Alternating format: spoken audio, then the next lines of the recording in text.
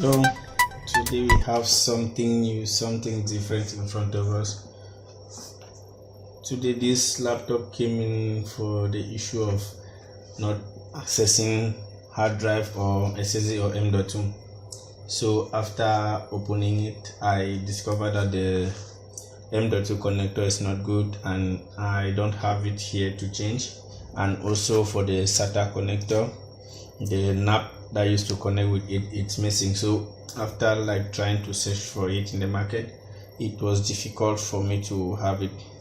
So considering now, and the customer really needs to use a laptop, so we just had to look for a means to connect a different SATA connector to it so that it can read or boot the customer hard drive or SSD.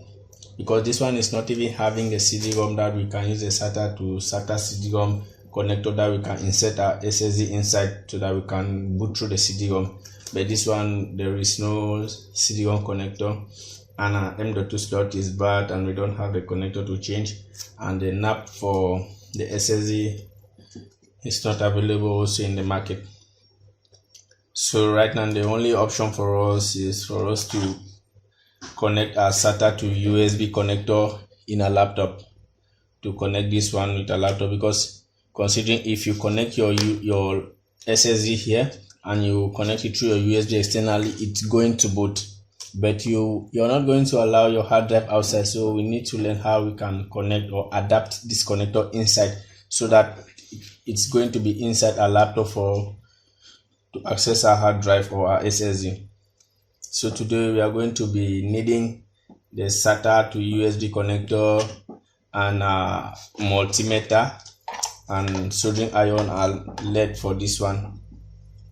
So first of all, the first step we are going to do for this one, we are going to sacrifice one of our USB in our laptop for this, because this is the most simplest way for us to access it. There are other parts in the laptop on the motherboard that you can be able to adapt this one from, but for precautionary purpose or for any beginner, the best way or procedure for us to do it and to be sure that it will never and ever have any effect on our motherboard is for us to use one of our USB of our laptop, of our motherboard. So we just have to sacrifice one of our USB for it to do this connection.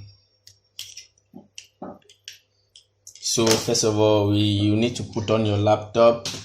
You need to put on your laptop in order to read the voltages. In order to read the voltages of your USB,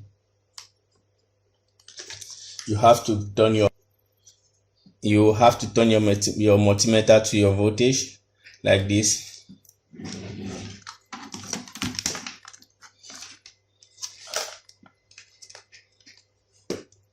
Then you have to power on your laptop. Then you go to the USB that you want to connect in order to see your firewall, because the USB connector, it's having 4 normal pin. In every USB connector you come across, it's having 4 normal pin. That you have your positive, which will be your 5 volts, you have your ground, which is your negative, and you have your data plus and data minus. And in every of these connectors same like this, you will definitely there are some that you will have multiple cables inside, but the most important ones, there are some 4 cables that you will see. Most of them have the same color. They always come with the same color configuration, like red, black, green, white. Those are the 4 main cable you will be using. Even if you're having this kind of connector that maybe you'll be having multiple cables inside, but the one that you are going to use from there is the white, green, black, and red, because it's the normal configuration for any USB that you're going to use to connect with your USB. So right now you are going to go to the USB. Considering this is a USB we want to use for the USB we want to use to connect our SATA adapter.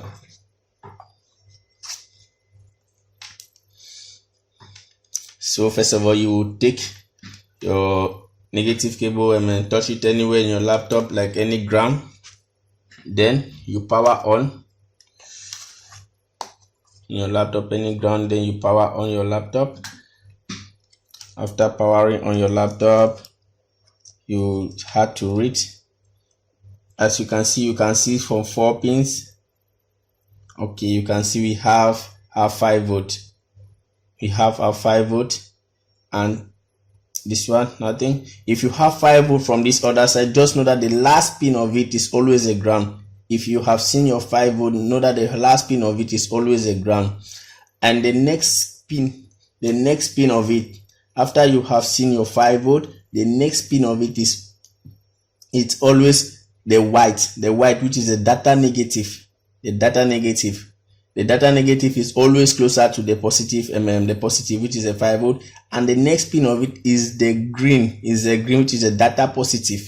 The data positive, and after the data positive, you're going to have the negative, the ground, which means your connector or your configuration where you want to connect, you put red from the first one. The first pin will be red, then the second one will be white, the third one will be green, and the last one will be black. That is how you're going to do your connection.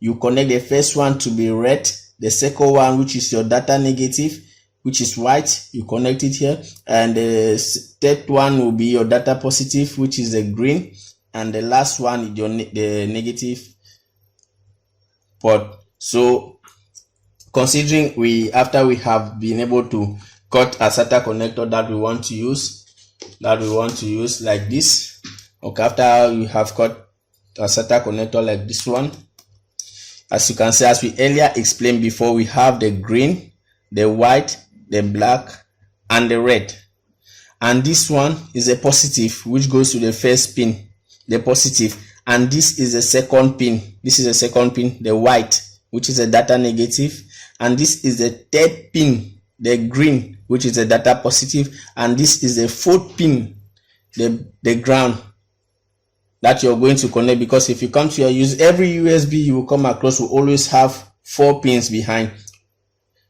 As we earlier explained, the data positive, which is a 5 volt, the data negative, which is your white cable, the data positive, which is your green cable, and your ground. So from there you're going to connect it like that. You're going to connect it. So we are you're going to see how we can let all these stuffs here. So right now let's go into our letting proper. First of all, I need to turn off my laptop.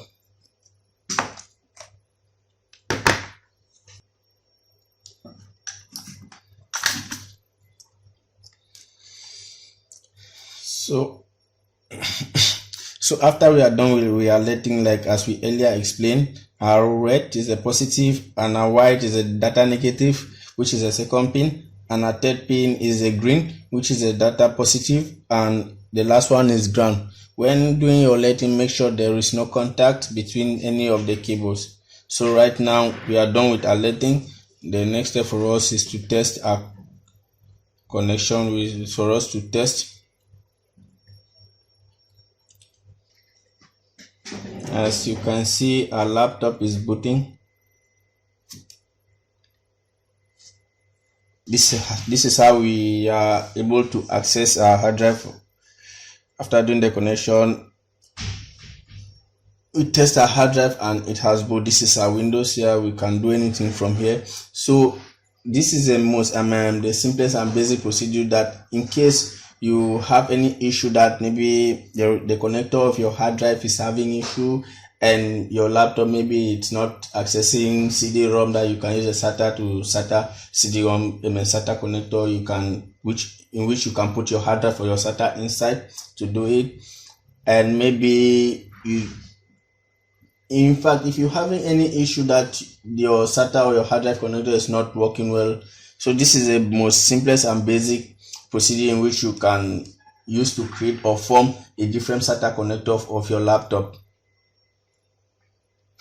So after this, it's just for us to mount our laptop, and this one now we can easily put it inside because it's going to fit very well. There is enough space. You can easily put it inside, and right now it's for us to mount our laptop. If you like this video, don't forget to subscribe and don't forget to like. If you have any doubt, you can keep it at the comment section. Thank you for watching.